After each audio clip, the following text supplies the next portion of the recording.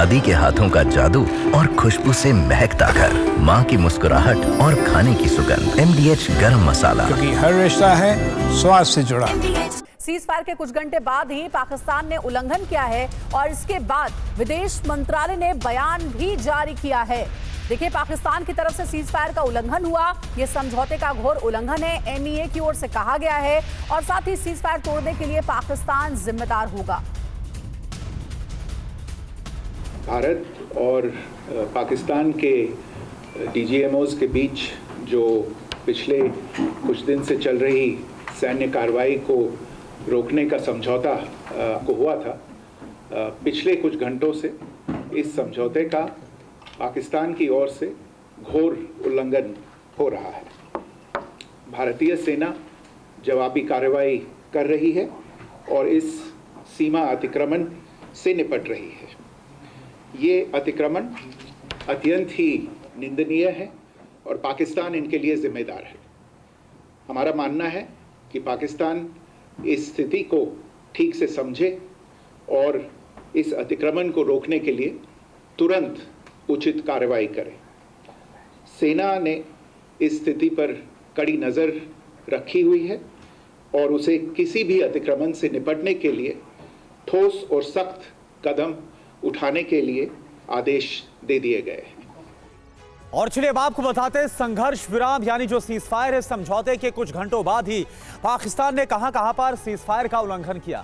जम्मू कश्मीर की अगर बात करें तो श्रीनगर, कठुआ, राजौरी, नगरोटा, जम्मू और आरएसपुरा सेक्टर, यहां पर पाकिस्तान की तरफ से सीज फायर का उल्लंघन किया गया। साथ ही साथ उधमपुर, बारामूला और छम्ब की बात करें तो यहां पर भी उल्लंघन किया गया, वायलेशन किया गया पाकिस्तान की तरफ से सीज फायर का। और आगे अगर बढ़े, पंजाब की बात करें, वेस्टर्न बॉर्डर्स की बात करें तो मोगा, पठानकोट, फिरोजपुर, होशियारपुर और फाजिल का ये वो इलाके हैं जहां पर पाकिस्तान की तरफ से सीज फायर का उल्लंघन किया गया है। और हरियाणा की बात करें तो यहां पर भी ना सिर्फ जम्मू कश्मीर और पंजाब बल्कि अंबाला में भी यहां पर भी सीज फायर का उल्लंघन किया और गुजरात के कच्छ में भी वायलेशन किया गया है। राजस्थान की बात करें तो जैसलमेर, बाड़मेर, जोधपुर यानी कुल मिलाकर नॉर्दर्न पार्ट से लेकर कंप्लीट जो वेस्टर्न बॉर्डर है, यहां पर पाकिस्तान नहीं सुधरा और सीज फायर के बाद भी, तमाम शर्तों के बाद भी इसका उल्लंघन करता हुआ नजर आया है। अंजलि।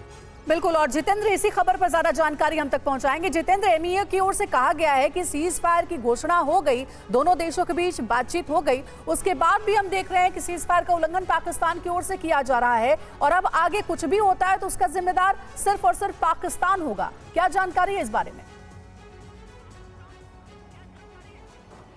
जी बिल्कुल, देखिए कल शाम 5 बजे से दोनों देशों के बीच में सीज फायर की घोषणा हुई, लेकिन उसके बाद यानी कि महज 3 से 3.5 घंटे बाद ही एक बार फिर पाकिस्तान का धोखेबाज और दोगला चेहरा सामने आया। आसमान में फिर से ड्रोन उड़ते हुए दिखाई दिए जो सीधे तौर पर पाकिस्तानी सीमा की तरफ से आ रहे थे, लेकिन एयर डिफेंस सिस्टम ने उन्हें हवा में ध्वस्त किया और किसी तरीके के जान माल की नुकसान की कोई भी खबर सामने नहीं आई। लेकिन इतना जरूर है कि एक बार सीज फायर तोड़ या फिर उसका उल्लंघन की जो हरकत थी, हिमाकत थी, वो पाकिस्तान की तरफ से की गई। इस वक्त मैं श्रीनगर में मौजूद हूं और कल रात भी श्रीनगर में तकरीबन 50 से 60 ड्रोन आसमान में देखे गए, जिन्हें तुरंत एयर डिफेंस सिस्टम ने ध्वस्त किया और उसके कुछ देर बाद ही तुरंत विदेश मंत्रालय की तरफ से घोषणा की गई कि पाकिस्तान की तरफ से एक बार फिर जो सीज फायर का उल्लंघन किया गया और हमारी सेना पाकिस्तान को उनकी भाषा में जवाब दे रही है। तो लगातार देर रात देखा गया कि किस तरीके से LOC से सटे तमाम बॉर्डर्स पर, तमाम राज्यों के अंदर सीज फायर का उल्लंघन पाकिस्तान की तरफ से किया गया। लेकिन अब जब सुबह हुई उसके बाद स्थिति अब पूरे तरीके से सामान्य हो चुकी है। जब हम सुबह उठे तो देखा लोग आराम से सैर सपाटे के लिए निकल रहे थे और लोग अब अपने रोजमर्रा के जो काम है उनके लिए भी सड़कों पर दिखाई दे रहे हैं।